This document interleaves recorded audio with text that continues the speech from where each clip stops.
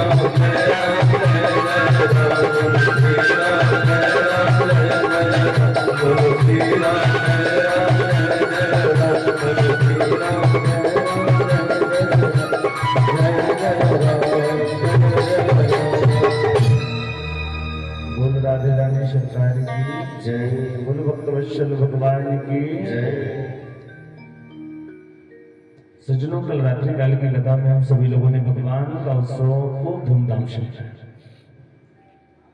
और हम लोगों ने तो सिर्फ एक दिन में उत्सव मनाया, लेकिन गोकुल में जब भगवान का जन्म हुआ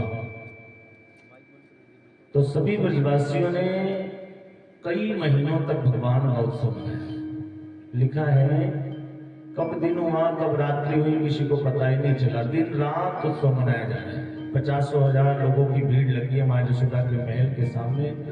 कोई बधैया लेने आ रहा है, कोई देने आ रहा है, और ये क्रम कई दिनों तक चलता रहा, कई महीनों तक चलता रहा। लिखा है कि नंद बाबा ने दान दियो इतना, रस खान कुबीर की मति भोरी, देखत मोहि लुटाए दियो, ना बची बचिया बचिया ना बची। नंद बाबा ने इतनी गायों का दान किया कि बचिया तक नहीं बची। गाय तो गाय है, बच्चियों का भी दान किया। कुबेर महाराज घबरा गए। कुबेर ने सोचा कि अगर नंद बाबा ऐसे दोनों हाथों से दान करते रहे ना तो एक दिन मेरा खजाना भी खाली हो जाएगा। सांडिल्य मुनि आते हैं, 108 ब्राह्मणों के साथ आकर के स्वस्ति वाचन किया है। नंद बाबा ने खूब सारी गौओं का दान किया। इधर उत्सव मनाया जा रहा है। धीरे धीरे मेरा गोविंद 7 दिन का हुआ सज्जन, और 6-7 दिन के बाद लोग छठियारा मनाते हैं ना। कन्हैया 7 दिन के हो गए। इधर कंस महाराज को तो बस एक ही चिंता लगी है कि किस प्रकार से अपने काल का वध करूं। योग माया ने बताया था कि हे महाराज कंस, तुम्हें मारने वाला तुम्हारा काल इस ब्रजमंडल में अवतार ले चुका है। सो कंस को बस यही चिंता है कि किस प्रकार से अपने काल का वध करूं। कंस के कुछ समझ में नहीं आया तो कंस ने आपातकालीन सभा बुलाई, आपातकालीन बैठक बुलाई, अपने मंत्रियों को बुलाया, बैठ करके विचार करने लगा, मंत्रियों से मंत्रणा करने लगा कि अपने काल का वध कैसे करूं। और आप विचार करिए, राक्षस के मित्र भी तो राक्षस ही होंगे ना, उनके मंत्री भी राक्षस ही। सज्जन के मित्र सज्जन होते हैं और दुर्जन के मित्र भी दुर्जन मिल जाते हैं। जो जैसा होता है ना उसको मिल भी जाते हैं उससे। कहते हैं कि दानी को दानी मिले और मिले सोम को सोम। जो जैसा होता है उसको वैसा मिल जाता है। सभी कंस के मंत्रियों ने मिलकर के कहा, महाराज हम एक काम करेंगे, पूरे ब्रज के अंदर जितने भी घर हैं, पूरे ब्रजमंडल के अंदर जितने घर हैं, उन सभी घरों में हम जाएंगे और जो भी उस घर में हमें 15 दिन से कम का बच्चा दिखाई देगा उन सभी बच्चों का वध कर देंगे। इस प्रकार से आपका काल भी समाप्त हो जाएगा, क्योंकि आपका काल अभी 7 दिन का ही हुआ है, और 15 दिन के सभी बच्चों को मार देंगे तो आपका काल भी उसी में समाप्त हो जाएगा। हमें ये तो नहीं पता किसके घर में पैदा हो। आप विचार करिए कि एक गोविंद को मारने के लिए पूरे ब्रज के बालकों को मारने की योजनाएं बनाई जा रही है। मैं आप लोगों को बताऊं, ये जो राक्षस लोग होते हैं ना, थोड़ा देखने में काले कलूटे बड़े भयंकर होते हैं, लंबे चौड़े होते हैं। कंस ने कहा, तुम्हें अपने घरों में घुसने कौन देगा। इतने में पूतना मौसी आ गई। कौन आया? पूतना आ गई। पूतना ने कहा, महाराज आपका ये काम मैं कर दूंगी, मेरे ऊपर छोड़ दीजिए, चिटकी बजा के करके आ जाऊंगी मैं। कंस ने कहा, तो इतनी काली गलूची है, 4-4 इंची तेरे दांत बाहर निकले हुए, तुझे भला अपने घर में कौन घुसने देगा। पूतना ने कहा, मैं ऐसे थोड़ी जाऊंगी, मैं घूंघट लगा करके जाऊंगी, सुंदर श्रृंगार करके घूंघट लगा करके जाऊंगी। और सज्जनों, ये जो घूंघट है ना, माता जी लोग घूंघट करती है, इसका भी बड़ा फायदा होता है। वो कहते हैं ना, पर्दे में रहने दो, पर्दा ना उठाओ, पर्दा जो उठ गया तो राज खुल जाएगा। हम लोग बड़े बड़े मेरे जालों में जाते हैं गदा करने के लिए, तमाम सारे भक्त लोग बैठे रहते हैं और सबके ऊपर बराबर सम दृष्टि पड़ती है, सबको देखते रहते हैं। सामने जो चाचा जी लोग बैठे हैं तो सब दिखाई दे रहा है कि कौन बात कर रहा है, कौन फोन चला रहा है, कौन कथा सुन रहा है। तो कुछ माता जी लोग कहती है, ऐसी होती है ना, बड़ा सा घूंघट लगा के जाएंगी और जहां खंबा दिखाई दिया पांडाल में, खंबे के पास टेक लगा के बैठी, और फिर 3 घंटा पता नहीं लगता है घूंघट के अंदर से वो कथा सुन रही है कि फिल्मी गाना गा रहे हैं कि नींद ले रही है, कुछ पता नहीं लगता। और वास्तव में देखा जाए ना तो ये घूंघट की जो प्रथा है ये हमारे सनातन धर्म की नहीं है। सनातन धर्म में आपने देखा है कभी सीरियल में, टीवी में कि मैया जानकी दशरथ जी के सामने बड़ा सा घूंघट लगा के खड़ी हो। ये घूंघट की प्रथा जो है ना इस्लाम की, आज भी इस्लाम में माताएं बुर्का पहनती हैं। हमारे सनातन धर्म में घूंघट का मतलब है अपने से बड़ों का सम्मान करना। हमसे कोई बड़ा बुजुर्ग है, श्रेष्ठ है, तो उसके सामने हमारे सर पे आंचल होना चाहिए, सर ढका हुआ होना चाहिए। अब ऐसी घूंघट का क्या मतलब सज्जनों? घूंघट तो पूरा लगाया 1.5 हाथ का, और घूंघट के अंदर से अपने ससुर जी को गाली देती है, आज हम मुंड के मारे तेरे सर पे हरिया फूलूंगा। तो फिर ऐसे घूंघट का क्या मतलब सच में? पूतना ने कहा महाराज आप चिंता मत करिए, आज उसी घूंघट का सहारा लिया पूतना ने। बड़ा सुंदर श्रृंगार किया, बड़ा सा घूंघट लगाया और सीधे अपने स्तनों में कालकुट नाम का विष लगा करके वहां जा रही है जहां भगवान का जन्मोत्सव मनाया जा रहा है। धीरे धीरे गोकुल में प्रवेश किया, नंद रानी की महल की तरफ बढ़ने लगी। ब्रजवासी जो बाहर महल के बाहर खड़े थे उत्सव मना रहे थे, ब्रजवासियों ने पूतना को आते हुए देखा तो एक ब्रजवासी कहता है कि भाई ये इतनी लंबी चौड़ी महिला हमारे गांव की तो नहीं है, क्योंकि हमारे गांव में इतनी लंबी चौड़ी महिला कोई है ही नहीं कि अपने गांव की नहीं हो सकती। दूसरे ने कहा तुम्हें पता नहीं ये माँ जसोदा की बचपन की कोई सहेली है, उसको पता चला है ना कि माँ को लाला हुआ है, सो उनको मिलने के लिए आई है। देखते देखते पूतना माँ जसोदा के महल में पहुंच गई, वहां पहुंची जहां मैया जसोदा भगवान को पालने में झूला झूला रही थी। मैया ने पूतना को देखा, देखते ही हाथ जोड़ करके कहा आओ आओ बहन, कौन हो तुम, कहां से आई हो, आपका परिचय क्या है? पूतना ने कहा जी मेरा परिचय क्या पूछते हो, मैं एक ब्राह्मणी हूँ, एक ब्राह्मण की पत्नी हूँ, मैंने देखा आपके लाला का उत्सव मनाया जा रहा है, सो मैं भी आशीर्वाद देने के ताई चली आई। मैया ने कहा खूब आशीर्वाद दो बहन, लाला मेरे थोड़ी न है, आप सबकी कृपा से हुआ है, खूब आशीर्वाद दो बहन, तुम 2 मिनट मेरे लाल का ध्यान रखो, मैं तुम्हारे लिए कुछ जलपान लेकर के आती हूँ। पूतना तो ये चाहती थी ना कि कम मौका मिले। पूतना वहां खड़ी हो गई, मैया जसोदा पूतना के लिए कुछ जलपान लेने के लिए महल के अंदर चली गई। इतने में पूतना ने भगवान को देखा, भगवान ने पूतना को देखा, दोनों की निगाहें आपस में टकराई सज्जनों। और जैसे ही भगवान ने पूतना को देखा ना, देखते ही अपनी आंखों को बंद कर लिया। परीक्षित जी पूछने लगे कि महाराज सुखदेव जी से की है, सुखदेव जी भगवान पूतना को देख करके अपनी आंखों को बंद क्यों कर लिए, क्या पूतना से डर गए थे भगवान? अलग अलग संत लोग अलग अलग बातें बताते हैं, मैं आप लोग को 3 बातें बताऊंगा सुनो। सुखदेव जी कहते हैं कि हे राजा परीक्षित, भगवान पूतना को देख के डरे नहीं, बल्कि भगवान की एक आंख में सूर्य और दूसरी आंख में चंद्रमा का वास है। ये सूर्य और चंद्रमा सोच रहे हैं कि जिस भगवान को देखने के लिए सारी दुनिया लालायित रहती है, ये कैसी बाल घातनी है, कैसी राक्षसी है, ऐसे गोविंद को मारने के लिए आई है, और ऐसी राक्षसी को हम अपनी आंखों से देखना नहीं चाहते, इसलिए भगवान ने आंखों को बंद किया। और दूसरा भाव है, भगवान अपनी आंखों को बंद करके ये विचार कर रहे हैं कि जब मैं रामावतार में राम बन करके आया था ना, उस समय भी मेरे हाथों से सबसे पहले राक्षसी का ही वध हुआ था, कल रात में बताया था मैंने आपको। और इस बार जब मैं कृष्णावतार में आया हूं तो इस बार भी लगता है पहले मेरे हाथों से राक्षसी का ही उद्धार होगा। और तीसरा भाव बड़ा ही सुंदर है, मेरा गोविंद अपनी आंखों को बंद करके ये सोच रहा है कि भले ही पूतना मुझे मारने के लिए आई है, लेकिन काम तो वही करेगी ना जो एक माँ करती है। एक माँ भी अपने बेटे को अपना स्तनपान कराती है, और पूतना भी मुझे अपना स्तनपान कराने के लिए आई है। सो भगवान अपनी आंखों को बंद करके ये सोच रहे हैं कि मैं इस पूतना को कौन सी गति प्रदान करूं।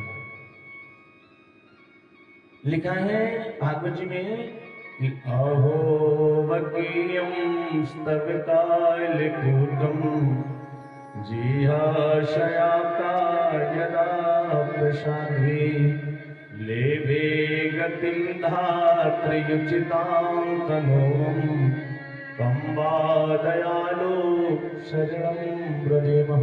इस पूरे ब्रज में इनसे बड़ा दयालु कौन हो सकता है कि जो पूतना भगवान को मारने के लिए आई है, उस पूतना को भी भगवान ने माता की गति प्रदान की, और वो गति दिया जो माँ जसोदा को मिलनी थी, वही गति पूतना को भी दिया है।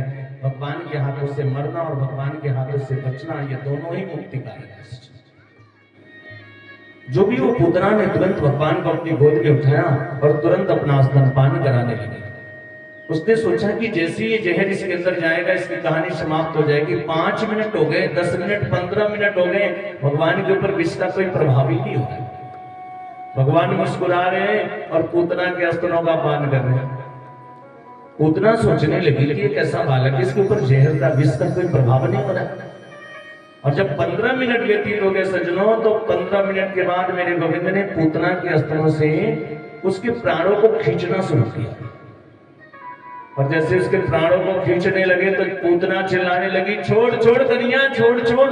7 दिन का गोविंद मेरा बोल पड़ा, 7 दिन का कन्हैया बोल पड़ा, मौसी जी मो तो पकड़नो आवे, छोड़नो तो आवे नहीं, और हम जिसको एक बार पकड़ लेते हैं फिर उसको छोड़ते नहीं है। पूतना घबरा गई, ये कैसा बालक है, 7 दिन का बालक बोल रहा है। यथावत अपने राक्षसी के स्वरूप में आ गई। पूतना इतनी बड़ी हुई सज्जनों की पूतना जब जमीन पर गिरी तो जितने भी मकान, बाग, बगीचे, जो कुछ भी उसके शरीर के नीचे पड़ा वो सब टूट करके चकनाचूर हो गया। बड़ी जोर से आवाज हुई, इतनी भयंकर आवाज हुई। सभी ब्रजवासी दौड़े दौड़े आ रहे हैं। मैया जसोदा जो महल के अंदर गई थी वो भी दौड़ करके आ रही है कि क्या हो गया। एक संत ने मुझसे बताया कि बेटा तुझे पता है जब पूतना मरी तो के शरीर कितने लंबे हुए। मैंने कहा महाराज वो ना बता। बोले कि पूतना जब मरी थी ना तो उसके हाथ गिरे थे, हाथ रस में। मुंड गिरो मुंडासन में, कान गिरा था कानपुर में जाके। लेकिन भागवत जी में 6 कोस का वर्णन आता है कि पूतना का शरीर 6 कोस लंबा हुआ, यानी 18 किलोमीटर। पूतना जब जमीन पे गिरी ना तो सभी ब्रजवासी अपनी अपनी लाठी लेकर के आ रहे हैं। देखते क्या है, पूतना के शरीर के ऊपर गोविंद किलोर कर रहा है, खेल रहा है। सभी ब्रजवासी अपनी लाठी से उस मरी मराई पूतना में 10-20 लाठी मार रहे हैं कि ये राक्षसी भगवान को मारने के लिए। इधर मैया जसोदा पहुंचती है, तुरंत जाकर के अपने लाल को, अपनी कन्हैया को अपनी गोद में उठा लेती है। बड़े प्रेम से गोविंद के सर को सहला रही है, बार बार भगवान को धन्यवाद दे रही है कि कन्हैया, हे गोविंद, हे नारायण, आपकी कितनी कृपा है कि ये राक्षसी मेरे लाल को मारने के लिए आई थी और आपने इतनी कृपा किया कि इस राक्षसी से मेरे लाल की रक्षा की। लेकिन मैं आप लोग को एक बात बताऊं, सभी ब्रज की माताएं भी आकर के मां जसोदा के पास खड़ी होती और मां से कहती है कि मां तुम्हारे लाल को राक्षसी ने छुआ है। मां ने कहा तो? बोले अब इसके ऊपर राक्षसी की छाया पड़ गई। जो माता जी लोग होती है ना, देखो कितनी भोली होती है देखने में, लेकिन ये भोली होती नहीं है। मैं आप लोग की बात नहीं कर रहा हूं, मैं लखनऊ के आगे वालों की बात कर रहा हूं। यहाँ की माता जी लोग तो बहुत अच्छी है, इनका वेद पुराण सब अलग ही रहता है। किसी गांव में कोई कितने भी विद्वान पंडित जी चले जाए और जहां 10 माताएं होंगी इकट्ठी ना तो पंडित जी को बेवकूफ बना देंगे। और ये सब अक्सर तब देखने के लिए मिलता है जब कहीं शादी विवाह होगा, वहां पंडित जी बेचारे अकेले, माताओं की संख्या ज्यादा होती। भले पंडित जी तुरंत पढ़ करके आए हो बनारस से, सारा पुस्तक याद हो उनको, फिर भी माताएं है बाबा इधर हो, पहले हई हो कि पहले हई हो, सब उल्टा पुल्टा करा देते। इनका वेद पुराण सब अलग रहता है। सभी माताओं ने कहा कि बहन तुम्हारे लाल को राक्षसी ने छू दिया है, इसके ऊपर राक्षसी की छाया पड़ गई। बोले इसका झाड़ फूक करना पड़ेगा, इसका उपाय करना पड़ेगा। बोले कैसे ठीक होगा? आज सारी ब्रज की माताएं भगवान को लेकर के जा रही है, कहां? गौशाले में लेके, और गाय के मूत्र से स्नान करा रहे हैं। अब विचार करिए, हमारे वहां जब कोई शुभ कार्य होता है तो हमारे वहां पंचगव्य बनाया जाता है। पंचगव्य बनाने की प्रथा है। पंचगव्य में क्या क्या मिलाया जाता है आप लोगों को पता है ना? गाय का दूध, गाय का दही, गाय का घी, गाय का मूत्र और गाय का गोबर। इन 5 चीजों से पंचगव्य बनाया जाता है। और वो थोड़ा सा 2 बुध पंचगव्य दिया जाता है पंच प्राशन करने के लिए। पंचगव्य प्राशन करने के लिए लोग ऐसे नाक मुंह टेढ़ा करके पीते हैं जैसे कितना बड़ा विष पीते हैं।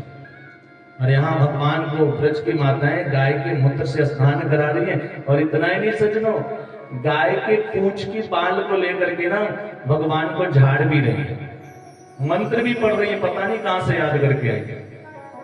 पता है कौन सा मंत्र पढ़ती है?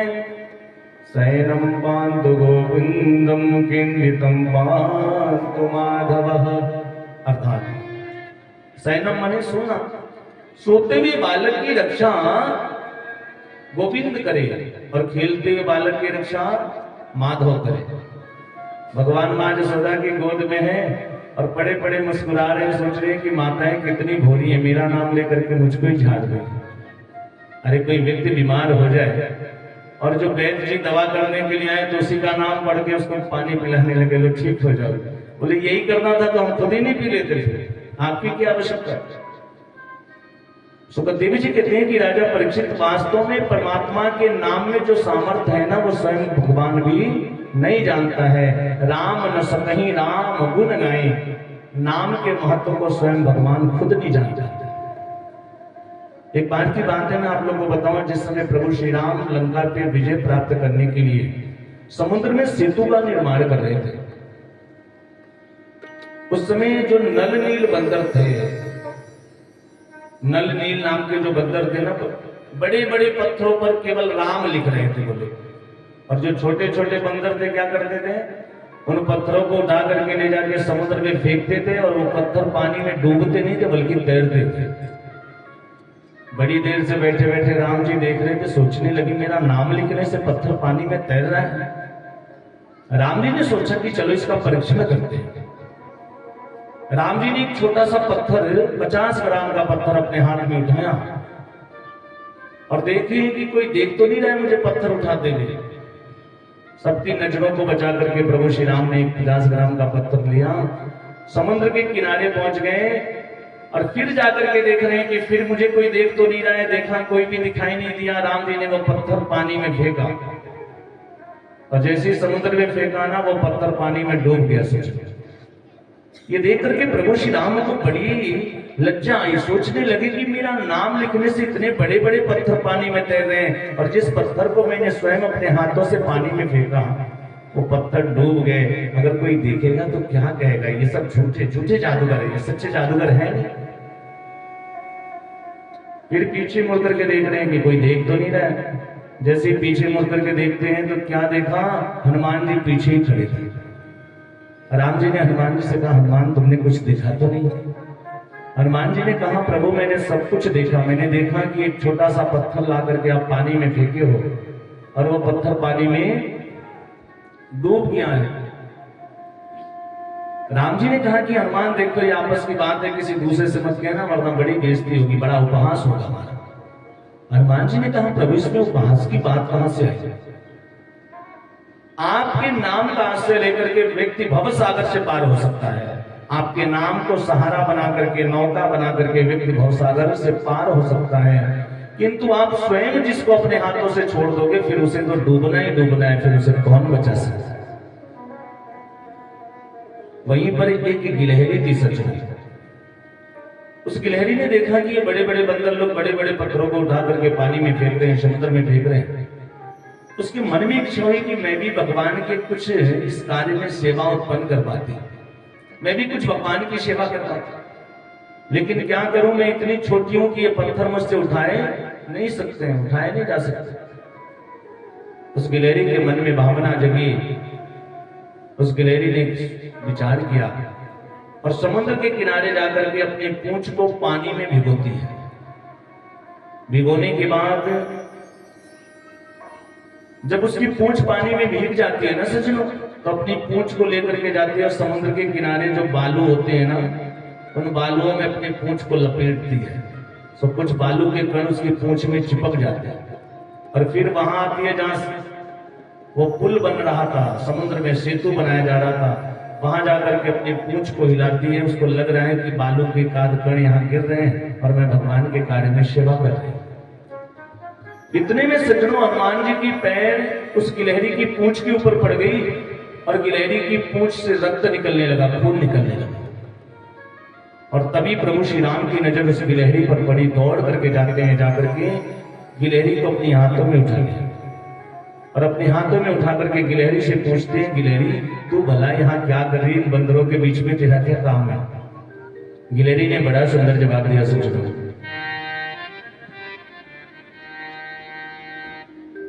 एक गिलहरी बार बार सागर में पूंछ भिगोए,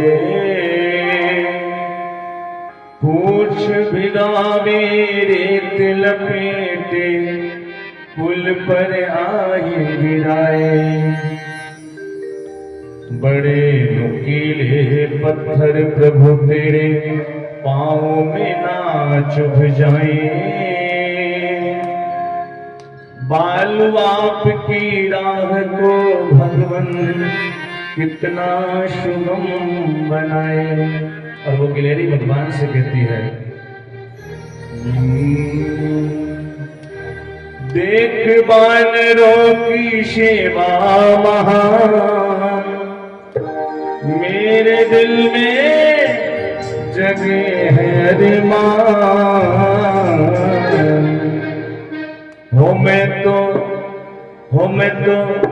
मैं तो पत्थर उठा नहीं पाई तो बादल ले आई, मैं तो पत्थर उठा नहीं पाई तो बादल ले आई। देख बानरों की सेवा महान, मेरे दिल में जगे है अरमान, देख बानरों की सेवा महान, मेरे दिल में जगे है अरमान।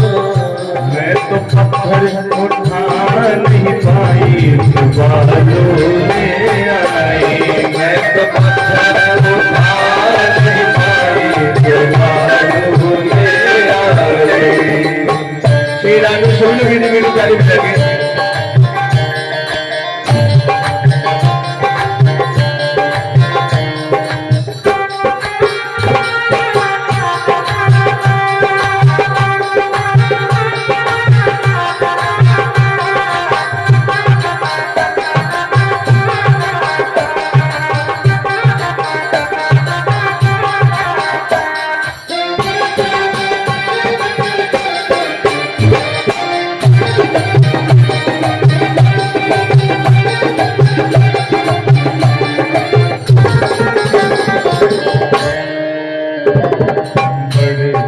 बानरों की बड़ी बड़ी बात है, बड़े बड़े बानरों की बड़ी बड़ी बात है, बड़े बड़े बानरों की बड़ी बड़ी बात है, बड़े बड़े बानरों की बड़ी बड़ी बात है। छोटी सी गिलहरी में मेरी क्या औकात है, छोटी सी गिलहरी में मेरी क्या औकात है, मेरे दिल में जगे है अरमान, मेरे दिल में जगे है अरमान। ले लो अपने शरण में मुझे राम, ले लो अपने शरण में मेरे राम। मैं तो पत्थर उठा नहीं पाई तो बादल ले आई, मैं तो पत्थर उठा नहीं पाई तो बादल ले जय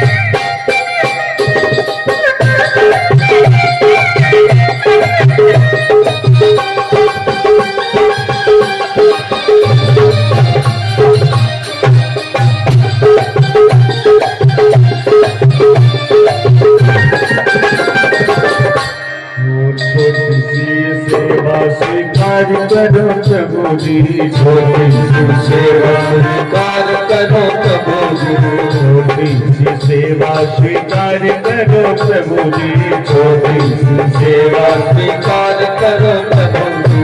सबको है तारा मोहे तारो जी प्रभु जी, सबको है तारा मोहे तारो जी प्रभु जी। ले लो अपनी शरण में मेरे राम, ले लो अपने शरण में मेरे राम। तेरी सेवा करूं मैं सुबह शाम, तेरी सेवा करूं मैं सुबह शाम। हो मैं तो पत्थर उठा नहीं पाए तो बादल ले आई, पत्थर उठा नहीं पाए तो बादल ले आई। बानरों की सेवा महान, बानरों की सेवा महान,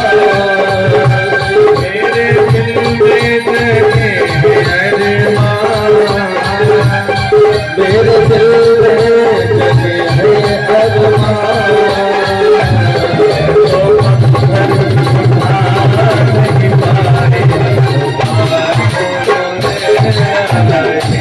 मैं तो पत्थर उठाने की पाई मैं तो पत्थर उठाने की पाई तो बाजू मेरा मैं तो पत्थर उठाने की पाई तो बाजू मेरा तो बाजू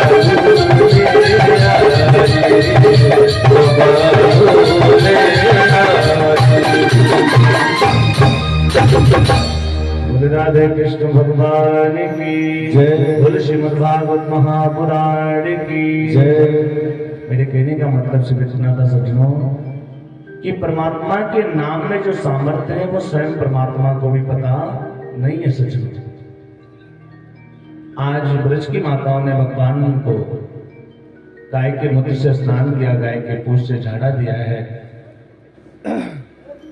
इधर कंस महाराज को जब ये पता चला कि पूतना की मृत्यु हो गई तो कंस महाराज को बड़ा दुख हुआ, बड़ा कष्ट हुआ।